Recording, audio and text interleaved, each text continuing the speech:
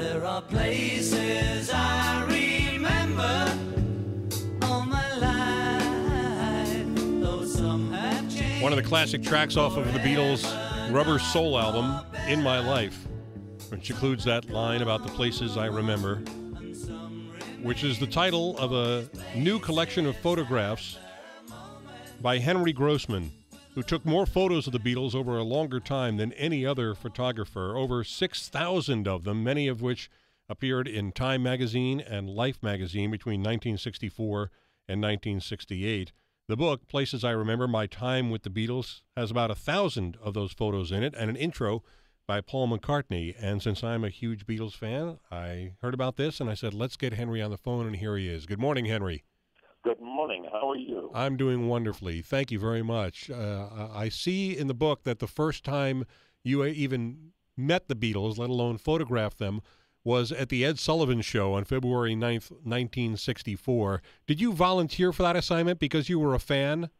No, not at all. Time magazine assigned me to go there and shoot. I was aware of who the Beatles were from the press, but I was not really a fan as such. I wasn't listening to their music particularly. I was more interested in classical music. I became a fan after I got to know them a bit, of them, not of the music at that time, but of them. But through the years, did you become a fan of their music, or did you still think to yourself, I like a lot of it now, yes, through the years, as you said. So how did your relationship with them grow from that moment on? How did you get them to agree to allow you to spend time with them in some of their most intimate moments? I just became friends with them. I went down to Nassau with them. I stayed there for maybe a little over 2 weeks, and we went to Austria, and then I went to London with them. And along the way, George asked me to if I could do some pictures of portraits of him and his wife, Patty. And I did, and it wasn't his wife yet, but I went over there, and then George said, hey, let's go over and visit John. And there we went, and I was a friend. So the times you were with them in Nassau and the Bahamas and then in Austria, was that during the filming of their second movie, Help? That's right, exactly. It was during Help. So at that point, not only had Beatlemania struck, but they'd already had a hit with Hard Day's Night. By the way, how much was their life like Hard Day's Night, which really shows the raucous life going on around them in Beatlemania, but how they were locked up in hotels and cars most of the time? Was that true? That's a very good question. Yes, it was very much true. When we were in Atlantic City, I went a day or two after, a week after the Beatles on Ed Sullivan Show, I went to Atlantic City and spent a day with them and photographing them at a concert. And I took Ringo, I said, Ringo, I said, how do you like visiting America, seeing America? And he took me over to the window and pointed out a parking lot down below and a brick wall opposite. And he said, Henry, this is all we're seeing of America. And they couldn't even go out of the hotel because they were being pursued so avidly. Even in London, the crowds were amazing. And outside of their homes, John had to get up. We were in John's living room, and John had to get up and ask some kids if they would please leave them quietly for a while. Was that the case in the Bahamas and in Austria as well, or just in the English-speaking countries?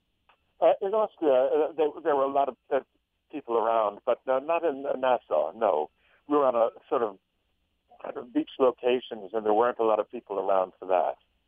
You had an earlier collection of your photographs called Kaleidoscope Eyes, which had some amazing photos from an evening you spent with them in Abbey Road while they were making Sgt. Pepper's. Can you take us inside that building a little bit and tell us what it's like to be there as they're creating it? Because what I understand is much of the music wasn't written and prepared and produced in their minds ahead of time. It was sitting down and trying to figure it out and just make it up as they went along. Was that true?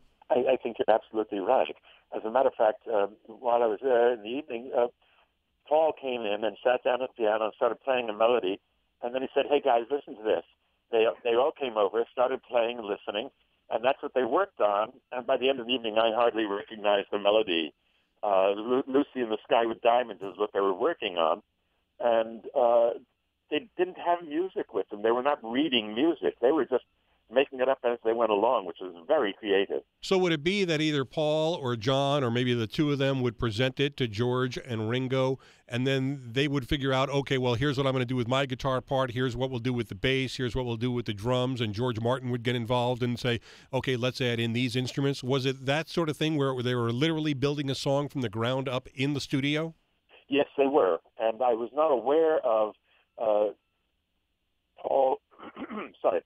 Paul and John leading the group as such during that evening, but obviously everybody contributed beautifully to it. I'm recalling some pictures from Kaleidoscope Eyes where Paul is sitting at Ringo's drums beating on them during a break, and Ringo said in an interview at another time, every time I get up from my drums, I come back and there's Paul beating on them.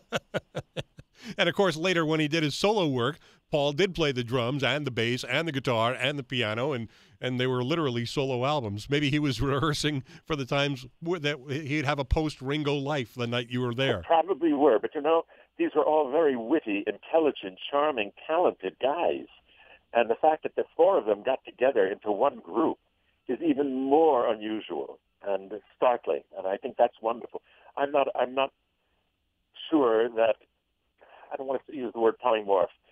They were wonderfully talented and could do almost anything as far as I was concerned. But the real charm was in the fun they were having and who they were. Ringo saw the book about 3 or 4 weeks ago in L.A., and he said, oh, my gosh, I never thought these pictures would survive this long. And it reminds me of how lively and how much fun we were in those days. Talking with Henry Grossman, who's got a new collection of photos of his years with the Beatles. It's called Places I Remember My Time with the Beatles. He took over 6,000 pictures of them. Did they ever say to you, Henry, don't take out your camera now. I don't want you to take a picture of this. No, they never said, don't take out your camera. As a matter of fact, I went with them. I just knew not to. I wasn't trying to bother them and set up pictures. I took what was going on. As a matter of fact, I was sitting at breakfast with the guys, and George came in, and he looked so unusual. He had just woken up, and his hair was ruffled and everything else. He looked very vulnerable. And as he sat down, I took off my camera from around my shoulder, and I said, George, I got to shoot this. And I shot it, but I wasn't shooting pictures of the guys at breakfast. That's just an instance where I felt I had to shoot a picture. No one ever said to me, hey, don't shoot this now. Brian Epstein did not want me to distribute the pictures in London. Brian was their manager. And he called me and said, Henry, Life is syndicating these in London. We've never even let a British photographer into their home. The next day, he called me. He sent me a cable, and he said, I've just seen the pictures. Can I have a set? Disregard phone call. The work was that good. Were you with the Beatles when they heard that Brian had died? Yes, I was with them in Wales with the Maharishi that day. And Time Magazine had given me, Time Magazine was preparing a cover article on the Beatles. I'd been shooting them in London and shooting Brian at home in London the week before. And I didn't want to go to Wales because it was a long trip, and I'd been, I'd gotten a lot of stuff from the Beatles that week. And Time Magazine said, we'll give you a car and a driver. So they did. And when we got the news that Brian had died, everybody was scrambling to get back. And I said to myself, oh, God, I have this car. I offered the ride, and Paul and Jane Asher took me up on it, and we rode back to London together, about a 6-hour ride. They were completely distraught, obviously, for this man who had helped steer them. I just rode as a friend. I was not asking them questions about Brian or any of that. I was just being a presence. Before the news of Brian's death ended the trip to the Maharishi, I got to be honest, as a longtime Beatles fan, but as a complete outsider to anything related to the group, that whole trip always seemed silly to me. What was it like being in the midst of it? It was not silly. They were really interested, and I have so many pictures of them talking with the Maharishi and then listening to him, and it was a very serious time. They were really involved at that time. That their interest in the Maharishi came because of George's interest in Indian culture, which grew out of his interest in the sitar. Now, you have to verify something for me, Henry. I heard that it was you who saw a sitar on George's house, on the wall of George's house. You asked him if he could play it, and he said no, and you said, George, you're George Harrison. Get somebody to teach you how to play this thing. And so he got Ravi Shankar. Is that true? Something like that, yes. And first of all, the sitar was on his wall, but it wasn't decoration. He reached up, took it down, started tuning it. And I said to him, when he said he couldn't get anybody to teach him how to play it, I said, George, you make a lot of money. And he smiled. And I said, you could probably afford to bring the best sitar teacher in India here. I didn't suggest he go to India, but he did go to India and studied there. And that was not my instigation. It was maybe it planted something in his mind. But a year later, when I went back to visit George after he'd been back to India, or been to India, he greeted me at the door in bare feet and said, looked down at my shoes, and he was dressed in Indian garb and said, Henry, would you like to take your shoes off? Which I did, and that was an Indian time for him. And he had a dinner party that I was at his home, and with some Indian musicians as well. Robbie wasn't there at that time, but it was a marvelous time, and he was a very advanced soul and very into philosophy, and just a marvelous mind. In that year that passed, how proficient had he gotten at the sitar? He wasn't playing the sitar that much while I was there visiting. I really don't know how proficient he had become, but I'm assuming since his interest, he would have taken it as far as he could go. I know I toured Robbie and George were doing a tour in 1974 after the Beatles were over, and George asked me to tour with them as their photographer, and I did for a while, picking and choosing where I photographed them. But it was an Indian group with the regular American musicians on the tour, so that George had a lot of time to listen and play. You spent time not only with the Beatles in the studio and at their concerts, but obviously in their homes as well. I'm curious about some of the parties you went to with these guys, which you took photos at as well. What was a Beatles party like? Did they perform? No, there was no performance.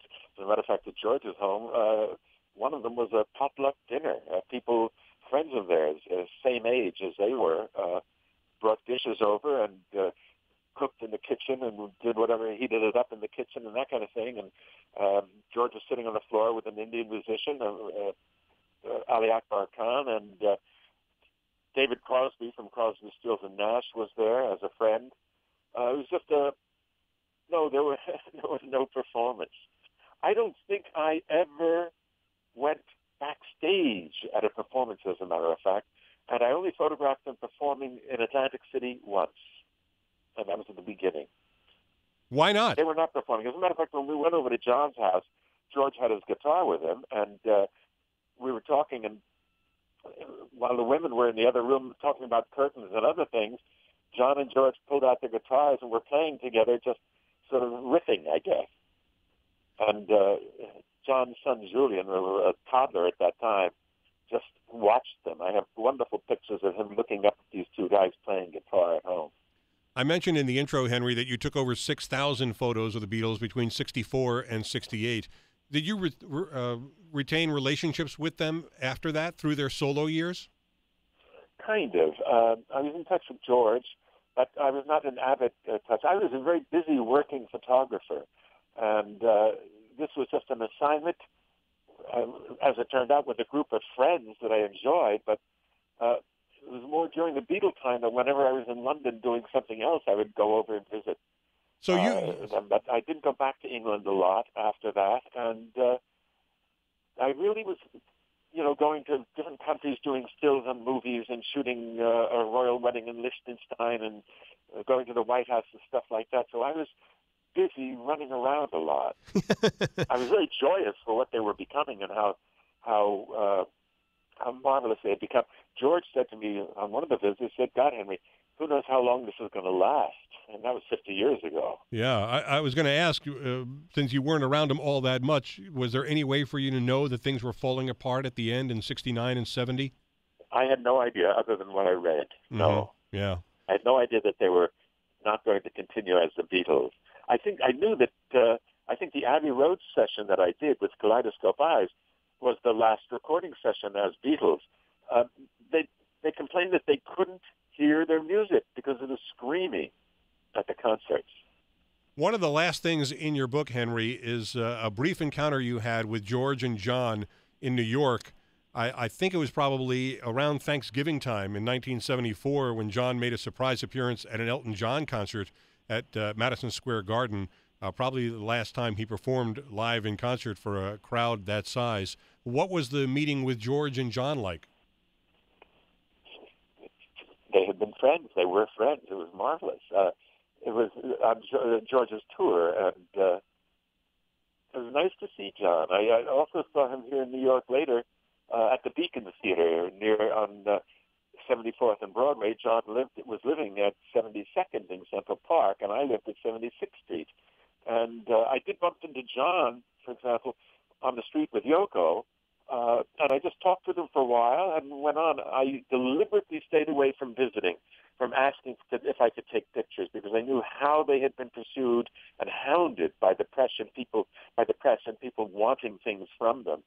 So I regret it now, but I wish I had gone to take pictures, ask John if I could take some pictures at home. At that point in 74, when you would run into them on the street, were they just walking along being undisturbed by people? Had the Absolutely. As a matter of fact, we met and they were walking to a little Italian garden restaurant on 71st and Columbus. Unrecognized or unbothered, shall we say. Isn't that interesting that in the decade you had known them, from 64 to now 74, you'd gone from the height of Beatlemania, where things were so crazy with fans that they couldn't even leave their hotel, to, I'm just going to go out on the street and Yoko and I are going to walk up here and we're going to get some dinner. And nobody bothered them along the way. That's a remarkable decade of change. Yes, it is. I hadn't thought of that. It is. But it's also American. So we don't... I guess maybe we would have if yes, they were on the street. I'm remembering now there were crowds all over the place at the Del Monica Hotel and outside of Ed Sullivan, this kind of thing. Yes, there were crowds. You're right. In that decade, things had begun to change. Henry, is it true that your pictures were just sitting around until a couple of years ago when either you or somebody on your staff discovered them and said, let's make these available again? Well, what happened was curvevector.com, these guys who published the two books that I've done, were publishing a book of their own called Recording the Beatles, which went over all the tape and the microphones and the sessions that they had been doing at Abbey Road. They came to me for a picture, and when they saw the slew of pictures I had, they came back to me and said, we want to do a book of your pictures. And I said, why? And they said, you have the largest unseen photograph collection of the Beatles. And so we went through it, and we began choosing pictures. And Kaleidoscope Eyes is just one night chronologically, about 220 pictures of them recording that night at Abbey Road, how they worked. I was a fly on the wall. I didn't pose any of them for that. And I just had a wonderful time with them as a friend, I guess. And Places I Remember contains over 1,000 photos that you took out of that massive collection of more than 6,000. I'm guessing that as you looked through them, it was tough to choose because each one must have sparked a memory. A lot of memories. I said to somebody, I think I said it to my son the other day, it's like visiting old friends to look through that book. Yeah. As I mentioned, over 1,000 photographs and an intro by Paul McCartney. The book is called Places I Remember, My Time with the Beatles. Henry Grossman, a great pleasure talking to you. Sometime we'll have to talk about some of the other people who you've had on the other side of your lens.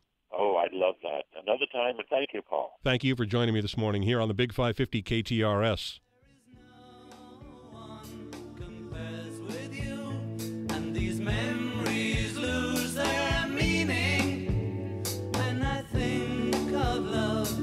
Something new, though I know I'll never lose affection. When we come back, Knuckleheads in the News and Sam Donaldson as we approach the 10th anniversary of the beginning of the Iraq War. What about all the money we've spent since Shock and Awe? As McGraw in the Morning continues with Paul Harris on the Big 550 KTRS. A remarkable tale of courage, loyalty, and friendship.